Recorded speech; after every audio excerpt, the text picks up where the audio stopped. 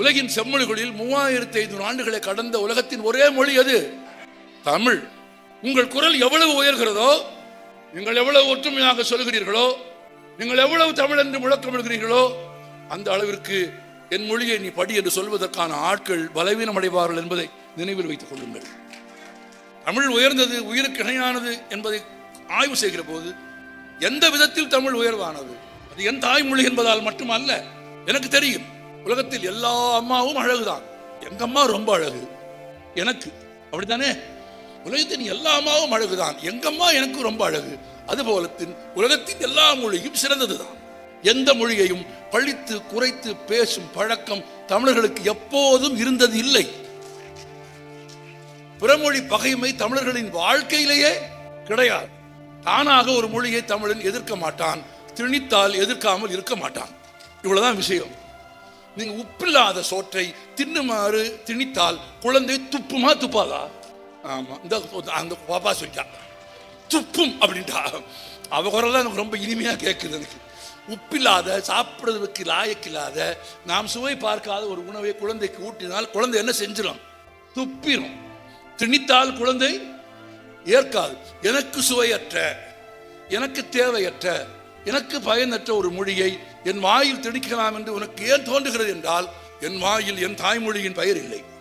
நான் அதை சொல்லாமல் இருக்கிறேன். இந்த உலகத்தில் மொத்தம் 6 செம்மொழிகள் இருக்கிறது. 6 தான். இல்லை, இந்தியாவில் கூட இருக்குமே என்று கேட்டால், இந்தியாவில் கிடைத்த மொழியெல்லாம் செம்மொழியாக அறிவிப்பார்கள். அதுவும் அந்த மாநிலத்தில் தேர்தல் வந்தால் அந்த மாநிலத்தில் இருக்கிற எல்லா மொழிகளையும் செம்மொழியாக அறிவித்து விடுவார்கள். ஆமா, தமிழ்நாட்டில் இந்தியாவில் ஏகப்பட்ட மொழிகளுக்கு செம்மொழிகள் என்று அறிவித்திருக்கிறார்கள். ஆனால் உண்மையில் இந்திய அரசால் செம்மொழி என்று முதலில் அங்கீகரிக்கப்பட்ட 2006ஆம் ஆண்டே அறிவிக்கப்பட்ட மொழி எது? தமிழ். இந்திய அரசும் தமிழக அரசும் முயன்றதால் மட்டும் அல்ல, அதையும் தெரிந்து கொள்ளுங்கள். உலகத்திலே இருக்கிற மொழியியல் ஆய்வாளர்கள், பிலாலஜிஸ்டுகள் என்று அழைக்கப்படும் மொழியியல் அறிஞர்கள், வல்லுநர்கள் ஒன்று கூடி 6000 மொழிகள் பேசப்படும் இந்த உலகத்தில் அது ரொம்ப சாதாரணமான கணக்கு. சின்ன சின்ன கிளை மொழிகள், மலைவாழ் மக்களுடைய மொழிகள், ஜிப்சிகளுடைய மொழிகள், நாடோடிகளின் மொழிகள் எல்லாம் சேர்த்தா இந்த உலகத்தில் மொத்தம் 19000 மொழிகள். ஆமா, ஓரளவு எழுத்தும் பேசுகிற அளவுக்கு மக்கள் தொகையும் கொண்ட 6000 மொழிகளில் மொழியியல் ஆய்வாளர்கள், அறிஞர்கள் செம்மொழி என்று தீர்மானித்த மொழிகள் 6 மொழிகள் தான். கிரேக்கம், லத்தீன், ஈப்ரு, சமஸ்கிருதம், சீனம், தமிழ். 6 மொழிதான். இதில் 4 மொழிகள் இன்றைக்கு பேச்சு மொழிகளாக கூட இல்லை. அதில் எழுத்து இருக்கிறது, இலக்கணம் இருக்கிறது, இலக்கியம் இருக்கிறது. மீட்டுருவாக்கம் செய்வதற்கு அந்த நாடுகளில் சில முயற்சிகள் நடக்கிறது, நான் அதை மறுக்கவில்லை. ஆனால் அந்த மொழிகளுக்கு தொடர்ச்சி இல்லை என்கிறேன். 2000 ஆண்டுகளாக 3000 ஆண்டுகளான தொடர்ச்சி என்பது அந்த மொழிகளுக்கு இல்லை. கிரேக்கத்துக்கு தொடர்ச்சி இல்லை, ஈப்ருவுக்கு தொடர்ச்சி இல்லை, லத்தீனுக்கு தொடர்ச்சி இல்லை, சமஸ்கிருதத்துக்கு தொடர்ச்சி இல்லை. தொடர்ச்சியோடு 2000 ஆண்டு கால முதுமையோடும் இளமையோடும், ரெண்டும் பாருங்க, 2000 ஆண்டு கால முதுமையோடும் பழமையோடும் இளமையோடும் செழுமையோடு இருக்கிற உலகத்தில் 6 மொழிகளில் செம்மொழிகள் 2 தான். 6இல் 4 தொலைந்து போக மிச்சம் இருப்பது 2 தான். ஒன்று சீனம், இன்னொன்று தமிழ். இந்த 2000 என்பதே கூட ஒரு 2 ஆண்டுகளுக்கு முன்பு வரைதான் நாங்கள் எல்லா ஊரிலும் சொல்லிக் கொண்டிருந்தோம். ஆனால் மதுரையில், கீழடியில், வைகை ஆற்றங்கரையில் நடந்த அகழாய்வுகளுக்கு பிறகு அங்கு கிடைத்த சுட்ட மண்பானைகளில் எழுதப்பட்ட எழுத்துக்களை அறிவியல் பூர்வமாக உலகின் மிகப்பெரிய ஆய்வகங்கள் ஆய்வு செய்ததற்கு பிறகு அந்த ஆய்வகங்கள் அறிவியல் பூர்வமாக அறிவித்த உண்மை, உலகத்திலேயே 3500 ஆண்டுகளை கடந்த ஒரே மொழி தமிழ்.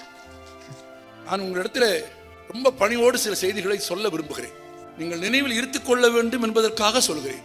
ஒரு இனத்திற்கு மொழி இல்லாவிட்டால், ஒரு இனத்திற்கு மொழி இல்லாவிட்டால், அதாவது எழுத்து இல்லாவிட்டால் அந்த மொழிக்கு வரலாறே கிடையாது. இன்னும் எளிமையாக புரிந்து கொள்ளுமாறு சொல்கிறேன். எழுத்து இல்லாவிட்டால் அந்த மொழியில் புத்தகமே கிடையாது. எழுத்து இல்லாத மொழிக்கு புத்தகம் எங்கே இருந்து வரும்? எழுத்து இல்லாவிட்டால் அந்த மொழியில் புத்தகம் இல்லை. எழுத்து இல்லாவிட்டால் அந்த மொழிக்கு வரலாறு இல்லை. 3500 ஆண்டுகளாக ஒரு மொழி பாதுகாக்கப்பட்டிருக்கிறது. நம் முன்னோர்கள் அதை போற்றி பாதுகாத்து நமக்கு கைமாற்றி தந்திருக்கிறார்கள். நான் ஒரு கேள்வி கேட்கிறேன். 200 ஆண்டுகளுக்கு முந்தைய நம் குடும்ப சொத்து என்று ஏதாவது உண்டா? 200 ஆண்டுகளுக்கு முந்தைய குடும்ப சொத்து இல்லை. 200 ஆண்டுகளுக்கு முந்தைய பாட்டன் பெயர் தெரியுமா? தெரியாது. 2000 ஆண்டுகளுக்கு முன்பு எழுதியவன் பெயரும் எழுதிய இலக்கியமும் உலகமெங்கும் அறியப்படுகிறது என்று சொன்னால் அது எவ்வளவு சாகாவரம் பெற்ற மொழி இலக்கியம் என்று நீங்கள் பார்க்க வேண்டும். யாருடைய குருதியும் யாருடைய தோற்றமும் யாருடைய பல்லும் யாரும் தலைமுடியும் நமது உயிரணுக்களில் இருப்பதாக விஞ்ஞானம் சொல்லுகிறதோ அவர்களின் பெயர், அவர்களின் தொழில், அவர்களின் கல்வி, அவர்களின் புகைப்படம், அவர்களின் கையெழுத்து எதுவும் நம்மிடத்தில் இல்லை. ஆனால் 2000 ஆண்டுகளுக்கு முன்பு வாழ்ந்த ஒரு இலக்கியம் உலகத்தின் பெரும்பான்மை மொழிகளில் மொழிபெயர்க்கப்பட்டிருக்கிறது என்றால் என் மொழியின் தொன்மையை நீங்கள் தெரிந்து கொள்ளுங்கள். 3500 ஆண்டுகளுக்கு முன்பே இந்த மொழியை கண்டுபிடித்து முதலில் தமிழன் களிமண்ணில் எழுதியிருக்கிறான். மொழி பிறந்த கதை எப்படி உங்களுக்கு? இசைக்கு அடுத்தது மொழிதான். இசைதான் உலகத்தில் முதலில் பிறந்தது. இசை ஏன் உலகத்தில் முதலில் பிறந்தது என்றால் இயற்கையில் ஏற்பட்ட ஒலிகளில் இருந்து மனிதன் இசையை உருவாக்கி கொண்டான். அதனால் இசை முதலில் பிறந்தது. இசையை தொடர்ந்து மனிதன் உருவாக்கிய அடுத்த அற்புதமான கண்டுபிடிப்பு மொழி. இன்னொரு நாம் மகிழ்ச்சியான செய்தி தெரிந்து கொள்ளுங்கள். மொழி எந்த குறிப்பிட்ட பகுதியைச் சேர்ந்தவர்களும் உருவாக்கியது அல்ல. எந்த மாவட்டத்துக்காரனும் சொல்ல முடியாது. இல்லை அது எங்க ஜாதிக்காரங்க கண்டுபிடிச்சதுன்னு எவனும் சொல்லிடவே. எனக்கு இதனாலலாம் மொழியை ரொம்ப பிடிக்கும். அப்படி எவனுமே பீத்திக்கவே முடியாதபடி எந்த சாதிக்காரனும் கண்டுபிடிக்காத, எந்த வட்டாரத்துக்காரனும் கண்டுபிடிக்காத, எந்த மதத்துக்காரனும் கண்டுபிடிக்காத ஒட்டுமொத்த தமிழ் சமூகமும் ஒன்று சேர்ந்து 3500 சேர்த்து வைத்த களஞ்சியம் எது? மொழி. எவனுக்கு காப்பிரைட்டே கிடையாது. நமக்கு தான் காப்பிரைட். தமிழ் சமூகத்துக்கு தான் காப்பிரைட். முதலில் ஈர மண்ணில் எழுதிய தமிழர்கள் பிறகு அதை சுட்ட மண்ணில் எழுதியிருக்கிறார்கள். சுட்ட மண்ணில் எழுதி பாதுகாத்த தமிழர்கள் தான் பிறகு அதை கல்லில் செதுக்கி இருக்கிறார்கள். ஆக்சுவலாக என்ன, கல்லில் வெட்டுவாங்க இல்லையா? எழுத்தை கல்லில் வெட்ட வேண்டும். கல்லில் வெட்டுவதால் அது கல்வெட்டு. மண்ணில் எழுதியவர்கள், சுட்ட மண்ணில் எழுதியவர்கள், கல்லில் எழுதியவர்கள் பிறகு விலங்குகளின் தோலில் எழுதுகிறார்கள். துணி கண்டுபிடிக்கப்பட்ட பிறகு துணியில் எழுதுகிறார்கள். நீங்க பழைய சினிமாக்களை பார்த்திருப்பீர்கள். அரசர்களுக்கு ஓலை வரும், பார்ப்பாங்க. அதற்கு இன்னொரு பேர் தமிழ்ல மடல் அல்லது திருமுகம். அதில் எழுதுவதற்கு ஒன்று துணியை பயன்படுத்துவார்கள், இல்லாவிட்டால் விலங்குகளின் தோலை பயன்படுத்துவார்கள். நீங்கள் இந்த வரிசையை கவனித்துக் கொண்டே வாருங்கள். ஈர மண்ணில், சுட்ட மண்ணில், கல்லில், விலங்குகளின் தோலில், துணியில் எழுதி மொழியை பாதுகாத்த நம் முன்னோர்கள் உலோகம் கண்டுபிடிக்கப்பட்ட பிறகு அதை உலோகத்திலும் எழுத ஆரம்பித்தார்கள். உலோகத்தில் எழுதினால் அதுக்கு பேர் பட்டயம். உலோகம் செம்பாக இருந்தால் அதுக்கு பேரு செப்பேடு. ஆமா, பட்டயம் என்றும் செப்பேடு என்றும் உலோகத்தில் பாதுகாத்த போது அடுத்ததாக பாதுகாப்பதற்கு தமிழகத்தில் காகிதம் இல்லை. காகிதம் கிறிஸ்து பிறந்ததற்கு பிறகு 3ஆம் நூற்றாண்டிலேயே கண்டுபிடிக்கப்பட்டு விட்டது. உலகத்தில் முதலில் காகிதத்தை கண்டுபிடித்தவர்கள் சீனர்கள். ஆனால் சீனர்கள் அதை ஏறக்குறைய 8ஆம் நூற்றாண்டு வரை உலகத்தில் யாருக்கும் தெரியாமல் பத்திரமாக வைத்திருந்தார்கள். 5 நூற்றாண்டுகள் வரை உலகத்தில் யாருக்கும் காகிதம் என்பதே தெரியாது. 8ஆம் நூற்றாண்டில் தென்சீனாவினுடைய ஒரு பகுதிக்கு படையெடுத்து போன அரேபியர்கள் நடத்திய தாலமி போர்கள் என்று வரலாற்றில் குறிக்கப்படும் தாலமி போர்களுக்கு பிறகு, கிறிஸ்து பிறப்பதற்கு பிறகு 782ஆம் ஆண்டு நடந்த தாலமி போர்களில் சீனாவின் தெற்கு பகுதியை வென்ற அரேபியர்கள் அங்கே சீனர்கள் கண்டுபிடித்து வைத்த காகிதத்தை கண்டுபிடித்தார்கள். அந்த தொழில்நுட்பத்தை கற்றுக்கொண்டு அதற்கு பிறகு காகிதத்தை உலகத்தின் மற்ற பகுதிகளுக்கு கற்றுக் கொடுத்தவர்கள் அரேபியர்கள். சீனர்களை போல் அரேபியர்கள் அதை ஒழித்து வைக்கவில்லை. அவர் கற்றுக் கொடுத்தாலும் அது இந்தியாவிற்கு வரவில்லை. காகிதம் இந்தியாவிற்கு வருவதற்கு ஏற்கனவே 17 நூற்றாண்டுகள் ஆகிவிட்டது. 17ஆம் 18ஆம் நூற்றாண்டு வரையில் காகிதம் வந்து சேர்கிற வரையில் உலோகத்தில் எழுதி கொண்டிருந்த தமிழன் உலகத்திலேயே வேறு எந்த நாட்டிலும் இல்லாத தனிச்சிறப்பாக தன் மொழிகளை, இலக்கியங்களை எதில் எழுதினான்? பனை ஓலைகளில் எழுதினான். அதிலும் பாதுகாக்கப்பட்ட பனை ஓலைகள். சாதாரணமாக பனை ஓலையை எடுத்து முடித்து அதில் நீங்கள் எழுதிவிட முடியாது. பனை ஓலையினுடைய ஓர பகுதிகள் எளிதில் வெடித்துவிடும். வெயில் காலத்தில் பனைமர ஓலை கீழே கிடந்துச்சுன்னா பழைய ஓலையை நீங்க பார்த்தீங்கன்னா ஓரம் பூரா வெடிப்பா இருக்கும். எனவே ஓரமான பகுதியை எழுதுவதற்கு பயன்படுத்த மாட்டார்கள். எந்த பகுதியை பயன்படுத்துவார்கள்னா, பனை ஓலையின் மையத்தில் ஒரு நரம்பு ஓடுது இல்லையா, அந்த நரம்பிற்கு இடதுபுறமும் வலதுபுறமும் நரம்பு இருக்கிற பகுதிகளை மட்டும் வெட்டி அதை பத்திரப்படுத்தி, அதை தூய்மைப்படுத்தி, அதை பக்குவப்படுத்தி பிறகு எழுதுவதற்கு பயன்படுத்துவார்கள். கன்னியாகுமரி மாவட்டத்தில் அதற்கு என்ன தெரியுமா பேர் உங்களுக்கு? பனை ஓலையின் நடு நரம்பில் இடதுபுறமும் வலதுபுறமும் இருக்கிற பகுதிக்கு பேர் இலக்கு. இலக்கு என்று அழைக்கப்படும் பனை ஓலையில் எழுதப்பட்ட இயமே இலக்கியம். காகிதம் கண்டுபிடிக்கப்படுகிற வரையில், இப்போது நீங்கள் நானும் பார்க்கிற புத்தகம் வருகிற வரையில் தமிழர்கள் பனை ஓலையில் எழுதினார்கள். சென்றாயன் என்ற ஒரு கவிஞன் மதுரையில இருந்து எழுதினான், தமிழுக்கு ஓலை தந்ததாலே தான் பனை, தமிழுக்கு ஓலை தந்ததாலே தான் பனை நிமிர்ந்து நிற்கிறது என்று எழுதினான். பனையில் எழுதியதற்கு பிறகு வெட்டி தெரிக்கப்பட்ட, வெட்டி தெரிக்கப்பட்ட அல்லது தரிக்கப்பட்ட, தரிக்கிறதுனா என்ன தெரியல உங்களுக்கு? வெட்டுறதுங்கிறதுக்கு தமிழ்ல இன்னொரு சொல் தரிப்பது. அதான் கம்பன் விட்டு கட்டு தரியும் கவி பாடும் ஒரு பழமொழி இருக்கு. நம்மால் என்ன செய்வோம்? கம்பன் விட்டு கட்டு தரியும் கவி பாடும்னா, அது கட்டு தரின்னா அந்த தறி இல்ல, கட்டி வைத்த தரித்த பனை ஓலை பாடும்னா. கம்பன் வீட்டில் இருக்கிற கட்டி வைத்த தரித்த பனை ஓலை பாடுங்கிறதான் கம்பன் விட்டு கட்டித்தறியும் கவி பாடுமே தவிர கம்பன் விட்டு கட்டுத்தறியும் கவி பாடாது. இதை சொல்லிட்டு சொன்னா அவர் எங்கள் சமூகத்தை சேர்ந்தவர். 10 பாட்டு படிச்சுட்டு சொன்னாலாவது பெருமையா இருக்கும். அலைகிறானுங்க இப்படி கையில் என்னதாவது சாய பொட்டியை கையில் வச்சுக்கிட்டு திருவள்ளுவருக்கு கலர் பூசுறது, ஏதாவது கலர் பூசுறது. கட்டுத்தறி என்பது கட்டி வைத்த தரித்து கட்டப்பட்ட பனை ஓலை. கம்பன் விட்டு கட்டு தெரியும் கவிபாடும் என்பதற்கு அது பொருள். அப்படி தரித்த பனை ஓலைகளிலே தான் தமிழை பல ஆண்டுகள் தமிழர்கள் பாதுகாத்தார்கள். நீங்கள் இந்த வரிசை இப்போது பாருங்கள்.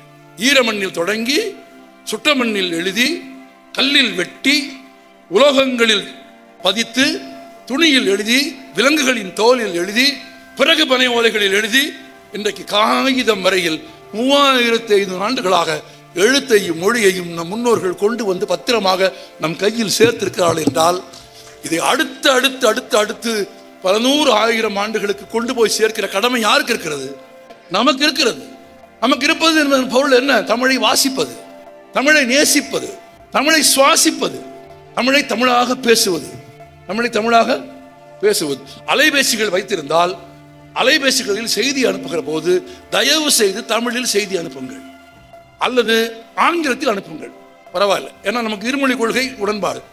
தமிழும் இல்லாமல் ஆங்கிலமும் இல்லாமல் ஒரு லாங்குவேஜ் இருக்கு பாருங்க. அதாவது தமிழை இங்கிலீஷில் எழுதுறது, இங்கிலீஷை தமிழில் எழுதுறது. எனக்கு தெரிய உலகத்தில் எந்த நாட்டுக்காரனும் இதை செய்யற. எல்லாம் அவன் எழுத்தான் அவன் மொழியை எழுதுறதுக்கு. இவன் சாப்பிட போறேங்கிறத SAPP IDA சாப்பிட போறேன்னு அடிக்கிறான், வேகமாக அடிக்கிறான். அவன் சாக போறேன்னு படிக்கிறான். ஆமாம், அவன் சாக போறதுல மொழி செத்துரும். அப்புறம் பிறமொழி சொற்களை கலந்து கலந்து கலந்து கலந்து நான் இங்க பாருங்க, பிறமொழி சொற்களை கலப்பதையோ பிறமொழி சொற்களை பயன்படுத்துவதையோ தமிழ் ஒருபோதும் எதிர்க்கவில்லை. தொல்காப்பியத்திலேயே, வள்ளுவருக்கு முந்தைய தொல்காப்பியத்திலேயே பிறமொழி சொற்களை, தேவையான சொற்களை, நம்மிடம் ஒரு சொல் இல்லாமல் இருந்து, நம்மிடம் இல்லாத ஒரு பொருள் இருந்து, அந்த பொருள் அவன் கொண்டு வந்து கொடுத்து, அந்த பொருளை கொடுக்கிற போதே அவன் அதற்குரிய பெயரையும் சேர்த்து கொடுப்பான் இல்லையா? சேர்த்து கொடுத்தால் அந்த பொருளை ஏற்றுக்கொள்ளுகிற போதே அந்த பெயரையும் நீ ஏற்றுக்கொள்ளலாம் என்று தமிழ் சொல்லுகிறது. எல்லா வீட்டிலையும் இருக்கிற ஜன்னல், ஜன்னல் தமிழ் சொல் அல்ல, அது போர்ச்சுகீசில் அந்த சொல். தமிழ் அதை அனுமதிக்கிறது. திசை சொல் வேறு திசையிலே இருந்து வருமா, பயன்படுத்து. வடமொழியிலே இருந்து வருமா, வட சொல் பயன்படுத்திக் கொள். எங்கே சொல் இல்லாவிட்டால், அதை சொல்லுவதற்கு உனக்கு தேவையான சொல் தமிழிலே இல்லாவிட்டால் அந்த பொருளே உன்னை பார்க்கவில்லை. புதிதாக ஒரு பொருள் வருகிறது, புதிய சொல் கண்டுபிடிக்க முடித்தால் கண்டுபிடித்து சேர்த்துக்கொள் என்று தமிழ் அனுமதிக்கிறது. ஆனால் இரண்டையும் சேர்த்து ஒன்றும் இல்லை, ஒருத்தர் நிற்கிறாங்க, வழி வேணும். நான் எல்லா ஊர்லையும் சொல்றேன், இதெல்லாம் சின்ன சின்ன விஷயங்களை கற்றவர்கள் படித்தவர்கள் செய்யக்கூடாது. ஒரு வழி கிடைக்கணும், ஒருத்தர் குறுக்க நிற்கிறாரு, என்ன சொல்வோம்? தள்ளுங்க, வழி விடுங்க, அந்த பக்கம் போகணும், கொஞ்சம் விலைக்குங்க, இவ்வளோ இருக்கு தமிழில், இதை விடுங்க. சரி, இங்கிலீஷில் தான் நான் சொல்லுவேன், நான் ஆங்கிலம் படிச்சுட்டேன், சரி சொல்லுங்க. மூவ், சா move, can you move, good you move, please move, kindly move, இவ்வளவு சொன்னதுக்கு பிறகு நகரில் மூவ் ஏதாவது ஒன்று சொல்லலாம். அதுவும் இல்லாமல் இதுவும் இல்லாமல் மூவ் பண்ணுங்கன்னு சொல்கிறான் சார்.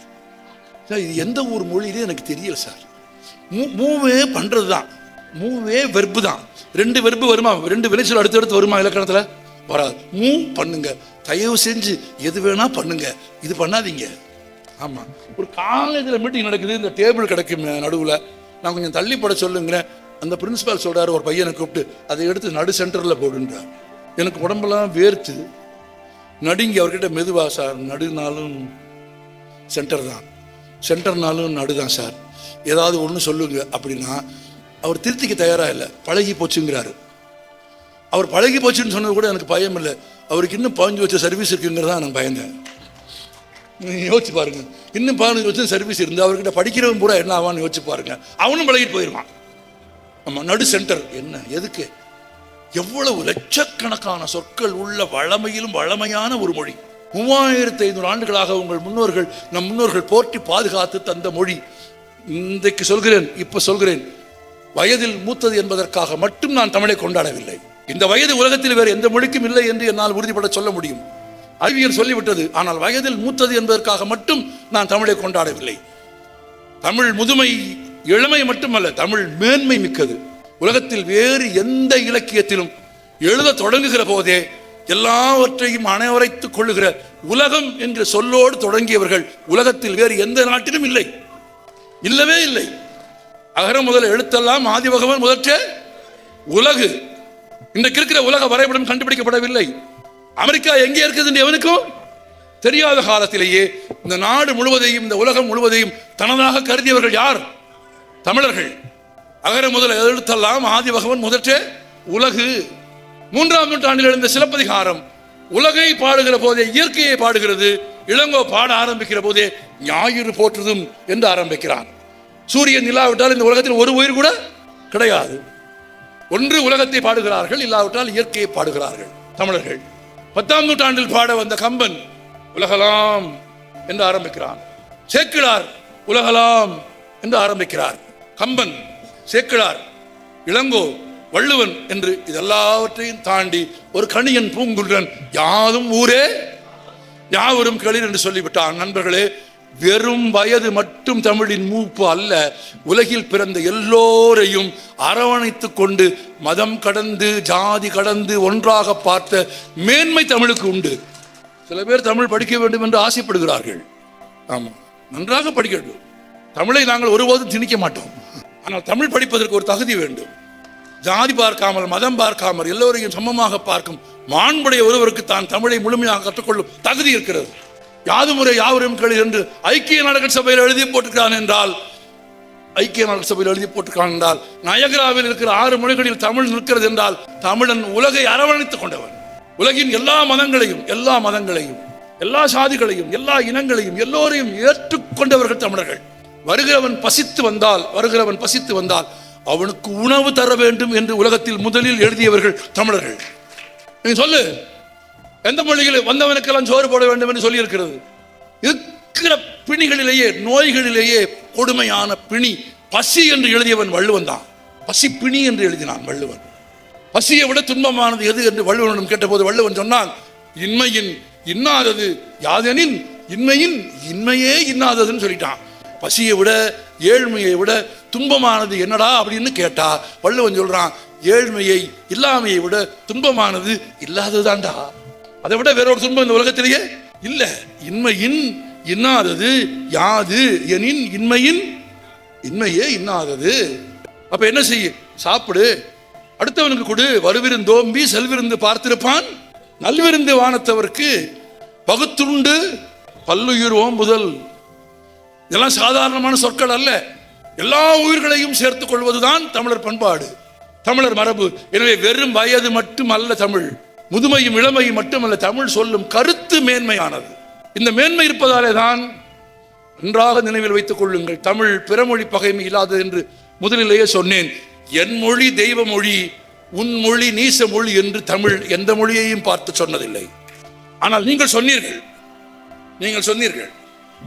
எங்கள் பாஷை தேவ பாஷை, அதனால்தான் மனிதர்கள் பேசாமல் போய்விட்டது. மனிதர்கள் வாயில் அது செத்து போனதற்கு காரணம் என்ன? நீங்கள் சொன்னீர்கள் எங்கள் பாஷை தேவ பாஷை, உன் பாஷை நீச பாஷை. உங்கள் பாஷை தேவ பாஷை என்று நீங்கள் சொன்னீர்கள், பிற மொழிகளை நீச பாஷைகள் என்று சொன்னீர்கள். தமிழர்கள் ஒருபோதும் இன்னொரு மொழியை நீச மொழி என்று சொன்னதில்லை. இன்னும் சொல்ல போனால், நீ என்ன சொல்வது, தமிழன் தானே படிப்பான். தேவையானால் எந்த மொழியும் படிப்பான், எல்லா மொழியையும் படித்து விட்டு தமிழன் சொல்லுவான், யாமறிந்த மொழிகளிலே. யாமறிந்த மொழிகள், அது ரெண்டு வார்த்தையில் என்ன இருக்கு? ஒரு கேள்வி இருக்கு. யாமறிந்த மொழிகளிலேன்னு பாரதியார் பாடினார்னா அவருக்கு எத்தனை மொழி தெரியுங்கிற கேள்வி இருக்குல்ல. அவருடைய வாழ்க்கை வரலாறு ஆய்ந்து படித்தால் 9 மொழிகளில் எழுதவும் பேசவும் படிக்கவும் தெரிந்த பாரதியார் சொல்லுகிறார், யாமறிந்த மொழிகளிலே தமிழ் மொழி போல் எங்கும் காணோம். தமிழ் தெய்வ மொழி என்று தமிழர்கள் சொல்லிக் கொண்டதில்லை. இன்னும் சொல்ல போனால் உயர்ந்தவன் தாழ்ந்தவன் என்கிற பாகுபாடு தமிழ் மொழிக்கு கிடையாது. நான் தலையில் பிறந்தவன், நீ காலில் பிறந்தவன் என்று தமிழ் பிரித்தது இல்லை. பிறப்புக்கும் எல்லாம் உயிருக்கும் என்று சொன்னது தமிழ். நீங்கள் ஏன் தமிழுக்கு எதிராக போராடுகிறீர்கள் என்று எங்களுக்கு தெரியும். எப்படியானும் தமிழை தள்ளிவிடலாம் என்று நீங்கள் ஏன் முயற்சிக்கிறீர்கள் என்று தெரியும். தமிழின் இனிமை உங்களை அச்சப்படுத்தவில்லை, தமிழின் மேன்மை உங்களை அச்சுறுத்துகிறது. பிறப்புக்கும் எல்லாம் உயிருக்கும் என்று சொன்னவர்கள் தமிழர்கள். பிற மொழியை பகைத்தவர்கள் அல்ல, பிற மொழியை படித்தவர்கள். இங்கு வந்த ஜோசப் கான்சேன் பெஸ்கி என்கிற வீரமாமுனிவருக்கும் கால்டுவெல்லுக்கும் எல்லீஸுக்கும் தமிழ் கற்றுக் கொடுத்தது யார்? தமிழன். இங்கு வந்தவர்களுக்கு தமிழ் கற்றுக் கொடுத்தவர்கள் தமிழர்கள். இங்கே வந்தவர்கள் தமிழ் கற்று தமிழில் காப்பியங்களை எழுதுகிற அளவுக்கு தமிழ் கற்றுக் கொடுத்தவர்கள் தமிழர்கள். வேறொரு நாட்டிற்கு போனால் அந்த மொழியை கற்றுக்கொள்வதற்கு தயாராக இருக்கிறவன் தமிழன். அவன் என்ன மொழி படிக்க வேண்டும் என்று நீ ஏன் சொல்கிறாய்? நீ என்ன நினைக்கிறாய்? அல்லது நீங்கள் என்ன நினைக்கிறீர்கள்? மரியாதையாக சொல்கிறேன், நீங்கள் என்ன நினைக்கிறீர்கள்? நான் உங்களோடு பேசும்போது உங்கள் மொழியில் பேச வேண்டும், சரியா? நான் உங்களோடு பேசும்போது உங்கள் மொழியில் பேச வேண்டும். நீங்கள் என்னோடு பேசும்போது உங்கள் மொழி எனக்கு தெரிந்திருக்க வேண்டும். எப்படி பார்த்தாலும் உங்கள் மொழியை நான் மட்டும் படித்திருக்க வேண்டும். என்னோடு பேசுவதற்கு நீங்கள் எந்த முயற்சியும் எடுத்துக்கொள்ள மாட்டீர்கள். நீங்கள் பேசினால் எனக்கு புரிய வேண்டும், உங்களுக்கு புரிகிற மாதிரி நான் பேச வேண்டும். நான் வேறு எதையும் பேசக்கூடாது. உனக்கு புரிவது மாதிரி பேசுவதற்கும் நீ பேசுவதை புரிந்து கொள்வதற்குமாக உன் மொழியை நான் கற்றுக்கொள்ள வேண்டும் என்று சொல்கிறாயே, உன் மொழியின் வயது என்ன? உன் மொழியில் பிறப்புக்கும் எல்லாம் உயிர்க்கும் என்று பேசுகிற இலக்கியம் எங்கே இருக்கிறது? உன் மொழியில் உழுதுண்டு வாழ்வாரே வாழ்வார், மற்றெல்லாம் தொழுதுண்டு பின் சொல்வார் என்று 2000 ஆண்டுகளுக்கு முன்பு எழுதி அவன் இருக்கிறான். உன் மொழியின் வயதே 250. ஆமா, இன்னும் சொல்ல போனால் உன் மொழி இந்தியாவில் எந்த இனத்தின் மொழியும் இல்லை. நிறைய பேர் நினைத்துக் கொண்டிருக்கிறார்கள் அது ஊபிக்காரன் மொழி. இல்லை, அது பீகாரிகளின் மொழி. இல்லை, இந்தி இந்தியாவில் எந்த தேசிய இனத்தின் மொழியும் இல்லை. தமிழர்களின் மொழி அது தமிழ், மலையாளிகளின் மொழி அது மலையாளம், கன்னடர்களின் மொழி அது கன்னடம். அப்படி எந்த மாநிலத்தின் மொழி ஹிந்தி? சொல்லுங்கள் பார்ப்போம். எந்த மாநிலத்தின் மொழியும் இல்லை, எந்த மாநிலத்தின் மொழியும் இல்லை. ஒரு வெள்ளைக்காரர் இந்தியா வந்தார், கில்கிறிஸ்ட் என்று அவருக்கு பெயர். 18ஆம் நூற்றாண்டின் இறுதியிலே வந்தார். அவர் இங்கிலாந்திலிருந்து வந்தபோது அவருக்கு அயர்லாந்தில் இங்கிலாந்தில் என்ன மொழி? ஆங்கிலம். ஒரே மொழி. ஆனால் அயர்லாந்துக்கும் இங்கிலாந்துக்கும் எப்போதும் தீராத பகை. ஒரே மொழி பேசுகிறவர்களுக்கு இடையில் பகை இருந்தது. அயர்லாந்தோடு இங்கிலாந்து சண்டை போட்டுக் கொண்டே இருந்தது, யுத்தம் நடந்து கொண்டே இருந்தது. ஒரே மொழி பேசுகிற, ஒரே மொழியை தாய்மொழியாக கொண்டவர்களுக்கு இடையில் தீராத பகை இருந்த ஒரு நாட்டிலே இருந்து வந்த கில்கிறிஸ்ட் இந்தியாவிற்கு வந்து ஆச்சரியப்பட்டார். பல மொழிகள் பேசுகிற மக்கள் ஒற்றுமையாக இருப்பதை பார்த்தார்.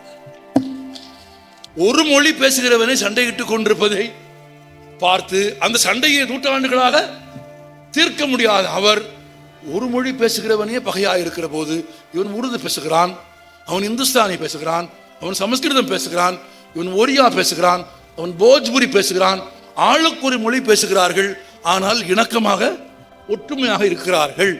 வேறு வேறு மொழி பேசியும் ஒற்றுமையாக இருக்கும் இவர்களை ஒற்றுமையில்லாமல் செய்வது எப்படி என்று ஆழமாக யோசித்து, ஆங்கிலத்தில் சொல்வார்கள் டிவைட் அண்ட் ரூல் என்பார்கள். அது டிவைட் அண்ட் ரூல் அல்ல, டிவைட் அண்ட் மிஸ்ரூல்.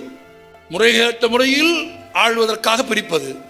எப்படி இவர்களை பிரிப்பது என்று யோசித்து கொஞ்சம் இந்துஸ்தானி படித்த ஆட்களையும், கொஞ்சம் சமஸ்கிருதம் படித்த ஆட்களையும், கொஞ்சம் உருது படித்த ஆட்களையும் கூப்பிட்டு அந்த மொழியில் பாண்டித்யம் படித்த ஒரு 3 மொழியைச் சேர்ந்தவர்களை கூப்பிட்டு கில்கிறிஸ்டின் ஆலோசனையின் பெயரில் இவர்களை எல்லாம் நாங்கள் ஆள்வதற்கு வசதியாக இந்தியாவின் எல்லா பகுதிகளிலும் பெரும்பான்மை பகுதிகளில் ஆளுக்கு ஒரு மொழி பேசினால் எங்கள் உத்தரவை அவர்கள் எப்படி புரிந்து கொள்வார்கள்? சிறந்த அடிமைகளாக அவர்கள் எப்படி இருப்பார்கள்? எங்களுக்கு சிறந்த அடிமைகள் வேண்டும், நாங்கள் சொல்வதை புரிந்து கொள்ளுகிற கிளிகளாக இருக்க வேண்டும், நாங்கள் பேசுகிற மொழியையே பேசுகிற கிளிகளாக அவர்கள் இருக்க வேண்டும் என்றால் அதற்கு மொழி தயாரிக்க வேண்டும் என்று 244 ஆண்டுகளுக்கு முன்பு இந்த நாட்டிலேயே இருந்த இந்துஸ்தானையும் உருதும் சமஸ்கிருதமும் புலமையும் கொண்ட சிலரை விலக்கி வாங்கி வாடகைக்கு அமர்த்தி அவர்கள் தயவோடு கில்கிறிஸ்டுக்கும் அந்த பண்டிதர்களுக்கும் பிறந்த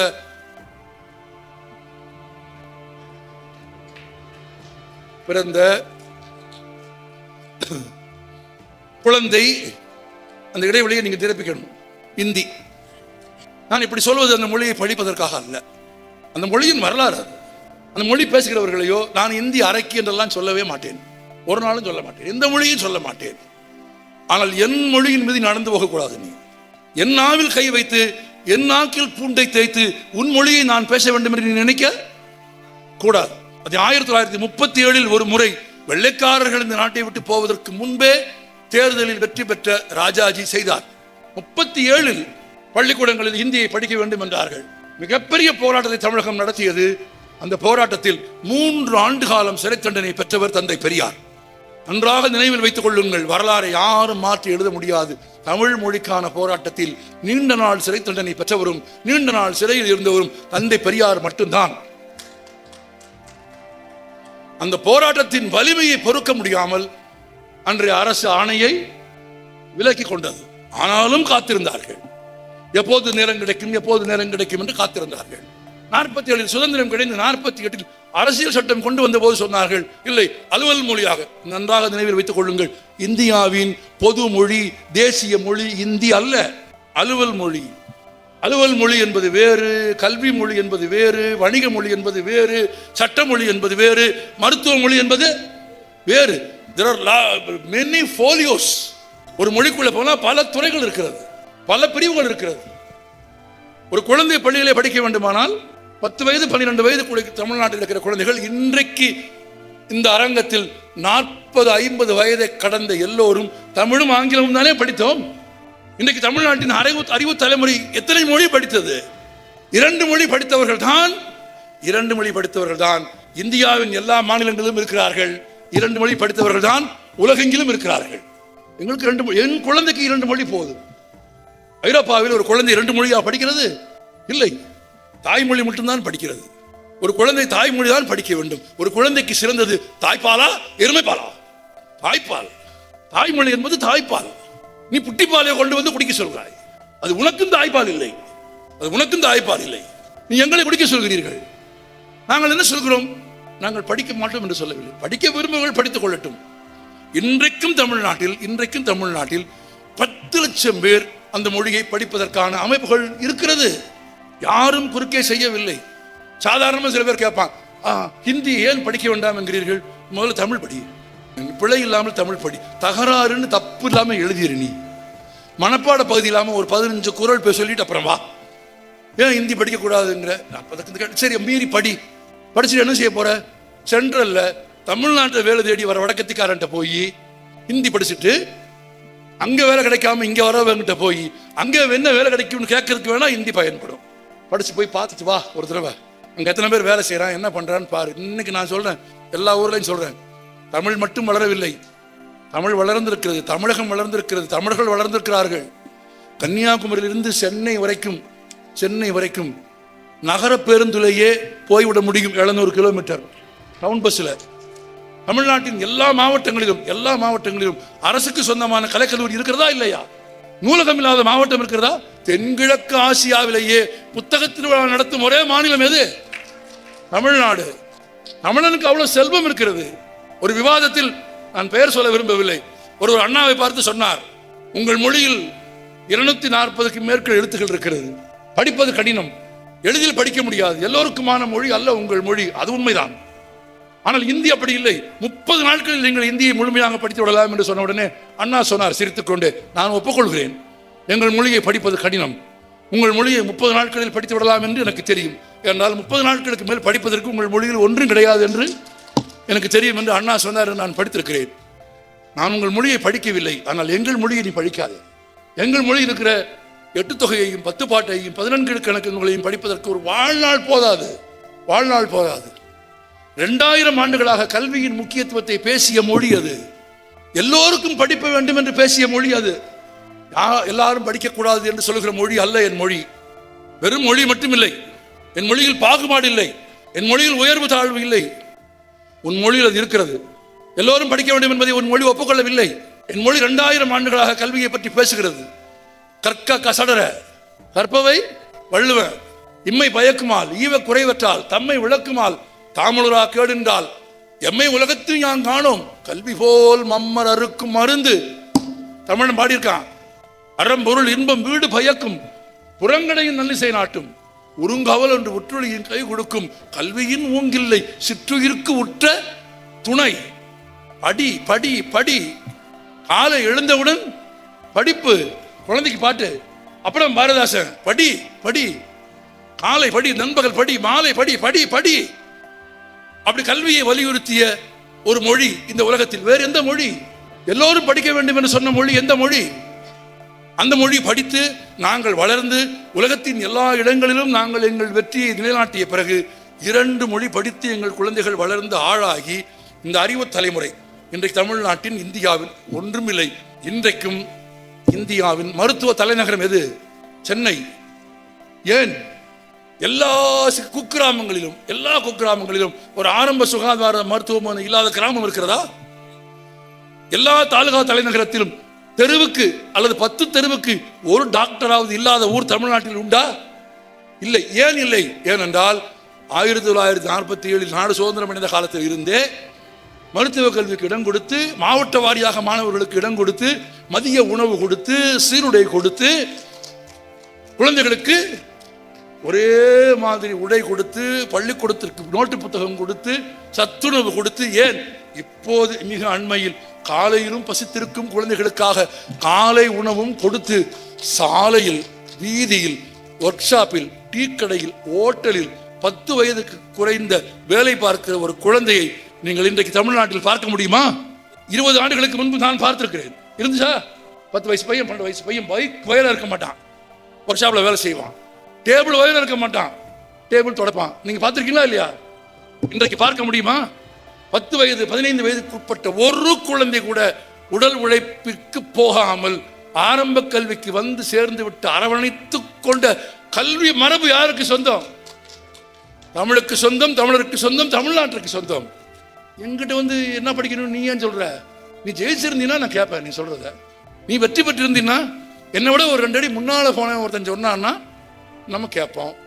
நாங்க தான் முன்னால் நிற்கிறோம், நாங்க தானே வெற்றி பெற்றிருக்கிறோம். இருமொழி கொள்கையை வச்சு நீ 3வது ஒரு மொழியை, நீ ஒரு மொழியே படிக்கலையே இன்னும். உங்க மாநிலங்கள்ல எங்கால் 2 மொழியாவது படிச்சுட்டாங்கல்ல. குறைஞ்சபட்சம் தப்பு தான், தப்பாவது இங்கிலீஷ்ல டைப் படிக்கிறாங்கல்ல. ஆமா, ஹாய் பேசுறாங்கல்ல. என்ன பேசுறான்? வாட்டியா, கோயா, கம்மியானாவது பேசுறான்ல. அது இங்கிலீஷ் இல்லை, அது வேற விஷயம். ஆனாலும் அதாவது நம்மால் பேசுறாங்கல்ல. காலேஜில் பார்த்துக்கலாம், ஏ கம்மியா, கோயா, வாட்டியா அப்படின்னா அதையும் அங்கே கேட்க முடியல. அதையும் கேட்க முடியாத பின்தங்கியவர்கள் 37, 57, 47 இந்த மொழியை கொண்டு வந்து திணித்தார்கள். 15 ஆண்டுகள் தான் உத்தரவாதம். 48 அரசியல் சட்டம் வருகிற போது 15 ஆண்டுகள் தான். நான் இன்னொரு தகவல் சொல்கிறேன், நீங்கள் ஆச்சரியப்படுவீர்கள். அண்மையில் இருக்கிறது சிங்கப்பூர். சிங்கப்பூரில் அரசு மொழிகள் 4 மொழிகள்: சீனம், மலாய், ஆங்கிலம், தமிழ். எல்லா கரன்சிலையும் இந்த 4மே இருக்கும். எல்லா போர்ட்லையும் இந்த 4 மொழியும் இருக்கும். அது கழிப்பறையாக இருந்தாலும் சரி, படிப்பறையாக இருந்தாலும் சரி, சாலையாக இருந்தாலும் சரி, 4 மொழிகளும் சமமாக இருக்கும். ஆனால் இன்றைக்கு காலையில் ரயில்வே ஸ்டேஷனில் வந்து இறங்குறப்போ எந்த ஸ்டேஷனில் வந்து இறங்குறோம்னு படிக்க முடியல. படிக்கிறதுக்கு முக்கியமான இடத்துல ஏதோ ஒரு மொழியை போட்டிருக்கான், அது தலைகளாக தொங்குது. கண்ணதாசன் பாஷையில் சொன்னா கம்பி கட்டி தூக்குற போட்டுக்கிற மொழின்னு வாரு. நீ படி, நீ வச்சுக்கோ. எனக்கு எந்த ஊருன்னு நான் பார்த்து இறங்க வேணாமா? கொஞ்சம் படிச்சவன் மணி ஆர்டர் புக் பண்ண போனா, போஸ்ட் ஆஃபீஸில் தபால் புக் பண்ண போனா, ட்ரெயினில் டிக்கெட் வாங்க போனா, அங்க தமிழே தெரியாத உட்காந்துருந்தா பேங்க்ல சலான்ல பணம் ஃபில்அப் பண்றதுக்கு அடுத்த அக்கௌண்ட்ல போட்டுட்டா நீ கொடுத்துருவியா? நாங்க பணம் போட்டு தானே பேங்க் நடக்குது. அப்ப எங்களுக்கு மொழி வேணாமா? நாங்கள் என்ன கூண்டு கிடைக்கப்பட்ட கிளிகளா? உன் மொழியை நாங்கள் பேச வேண்டும் என்று சொல்வதற்கு 4 மொழியும் இருக்கு. உங்களுக்கு ஆச்சரியம் தெரியுமா? உங்களுக்கு இவங்களுக்கு அது பொறுக்கல. நான் யாருன்னு சொல்லல, நீங்களே கெஸ் பண்ணிக்கங்க. இங்க இருந்து ஒருத்தர் அந்த நாட்டுக்கு போறாரு, இங்க இருந்து அடிக்கடி வெளிநாட்டுக்கு யார் போவான்னு உங்களுக்கு தெரியும். ஆமா, ஃபிளைட் மோடு. ஆமா, ஆல்வேஸ் ஃபிளைட் மோடு. இங்க இருந்து ஒருத்தர் வெளிநாட்டுக்கு போறாரு, போய் சிங்கப்பூர்காரன் கிட்ட சொல்றாரு, சிங்கப்பூர் ஜனாதிபதி கிட்ட, சிங்கப்பூரில் வாழும் இந்தியர்களில் தமிழர்கள் 5% தான். இந்தி பேசும் ஜனத்தொகை 11% ஆகிவிட்டது. உப்பியில், பீகாரில், பங்களாதேஷில், பாகிஸ்தானில் இருந்து பேசுகிறவங்க பூரா இப்போ அங்கே வந்து சிங்கப்பூரில் வேலை செய்கிறாங்க. உங்கள் நாட்டில் இந்தி பேசுபவர்களுடைய எண்ணிக்கை அதிகமாக இருக்கிறது. தமிழ் பேசும் தமிழர்களின் எண்ணிக்கை 5% தான் இருக்கிறது. எனவே உங்கள் நாட்டில் அரசு மொழியாக தமிழை வைத்திருக்காமல் எப்படி? நீ எவ்வளவு நல்லவன், நீ சோறு போட மாட்ட. எங்க ஊர்ல கிராமத்துல வேற பழமொழி சொல்லலாம், அதுக்கு நீங்க சொல்ல முடியாது மேடையில. அவ்வளவுதான், நீங்க புரிஞ்சுக்கங்க. நீங்களே நம்ம மேடையில சொல்ல முடியாது. நீயும் என் மொழிக்கான இடத்த கொடுக்க மாட்ட, எனக்கு பணம் தர வேண்டிய பணத்தை தர மாட்டேன். அங்க போய் சிங்கப்பூர் அரசாங்கத்துக்கிட்ட மிக குறைவான எண்ணிக்கையில் தானே தமிழர்கள் இருக்கிறார்கள். எனவே உங்கள் ஆட்சி மொழிகளில் ஒன்றாக தமிழை எடுத்துவிட்டு, தமிழை நீக்கிவிட்டு ஹிந்தியை வைக்கலாமே என்று ஆலோசனை சொன்னபோது சிங்கப்பூர் அரசாங்கத்தின் சார்பில் சொன்னார்கள், எங்கள் நாடு விடுதலை அடைந்த போது விடுதலைக்கான போராட்டத்தில் பங்கேற்றவர்கள் தமிழர்கள் தானே தவிர இந்திக்காரர்கள் இல்லை. அடிமைப்பட்டு கிடந்த எங்கள் நாட்டை ஜப்பானிடமிருந்தும் ஆங்கிலேயரிடமிருந்தும் மீட்பதற்கு குருதி சிந்தி எங்கள் களத்தில் நின்று போராடியவர்கள் தமிழர்கள். இந்த நாடு சுதந்திரம் அடைந்த போது இந்த நாட்டின் தந்தை லீ குவான் தமிழர்களுக்கு கொடுத்த வாக்குறுதியை சிங்கப்பூர் ஒரு நாளும் மீறாது. கடைசி தமிழன் இருக்கிற வரையில் இல்லை. தமிழர்களே இல்லாவிட்டாலும் தமிழ் தான் ஆட்சி மொழியாக இருக்கும். நீங்கள் ஆசைப்படுகிற மாதிரியெல்லாம் எந்த மாற்றத்தையும் செய்ய மாட்டோம் என்று சொன்னதோடு நிற்கவில்லை. அவங்க இன்னொரு நுட்பம் அடுத்து அடுக்கி போனாங்க. மறுநாள் இங்கிருந்து போன விருந்தாளிக்கு தமிழர்களின் உணவு பரிமாறப்பட்டது. தமிழர்கள் அதிகம் வசிக்கும் பகுதியில் இருக்கும் ஒரு உணவு விடுதியில் தமிழர்களின் உணவு பரிமாறப்பட்டது. அவருக்கு தரப்பட்ட பரிசு என்ன தெரியுமா உங்களுக்கு? சிங்கப்பூர் விடுதலையானதை அறிவிக்கும் தமிழ்நேசன் பத்திரிகையினுடைய முதல் பக்கத்தை பிரதி எடுத்து அவர் கையில் கொடுத்தார்கள். வேறு ஒரு மொழியை தமிழர்கள் பழிக்க மாட்டார்கள், வேறொரு மொழியை குறைத்து பேச மாட்டார்கள். என் மொழி தெய்வத்தின் மொழி என்றால் தமிழன் சொல்ல வேண்டிய அவசியமே இல்லை. தெய்வம் தான் சொல்லிக் கொண்டிருக்கிறது, என்னை தமிழால் பாடுங்கள் என்று. ஆமா, எம்மை தமிழால் பாடுங்கள் என்று தெய்வமே சொன்ன மொழி எது? தமிழ் தான். திருப்பதியில திருமால் ஏன் நிற்கிறார் தெரியுமா? இருக்காவது கிடந்தும் படுத்தும் அருள் தருகிற திருமால் திருப்பதியில ஏன் நிற்கிறார்? ஒரே காரணம் தான், தமிழின் எல்லை துவங்குகிறது என்பதால். தமிழுக்கு மரியாதை தர வேண்டும் என்பதற்காக திருமால் நிற்கிறார். உங்களுக்கு சந்தேகம் இருந்தால் மதுரையில் போய் பாருங்கள், திருமால் உட்கார்ந்திருப்பார். எல்லை துவங்குகிற இடத்தில் நின்ற பெருமாள் மதுரையில ஏன் தெரியுமா உட்கார்ந்திருக்கார்? சங்கம் வைத்து தமிழ் வளர்த்த மதுரையில் கிடந்து தமிழ் கேட்டால் தமிழுக்கு மரியாதை இல்லை என்பதாலும், நின்று கேட்டால் கால் வலிக்கும் என்பதாலும், சாமியே இருந்து கேட்ட மொழி என் மொழி. இந்த மொழியை நாங்கள் பாதுகாத்துக் கொள்வோம். 3000 ஆண்டுகளாக எங்கள் முன்னோர்கள் காத்து தந்த மொழியை நாங்கள் காப்பாற்றிக் கொள்வோம். எந்த வடிவத்தில் இந்த மொழிக்கு தீங்கு வந்தாலும் தமிழர்கள் உயிர் தியாகம் செய்திருக்கிறார்கள். எனக்கு தெரிய உலக வரலாற்றில் தாய்மொழியை காப்பதற்கான போராட்டத்தில் பெரும் எண்ணிக்கையில் உயிர் தியாகம் செய்த ஒரு மொழி உண்டென்றால் தமிழ். எனில் தமிழ் எங்கள் உயிருக்கு. நன்றி.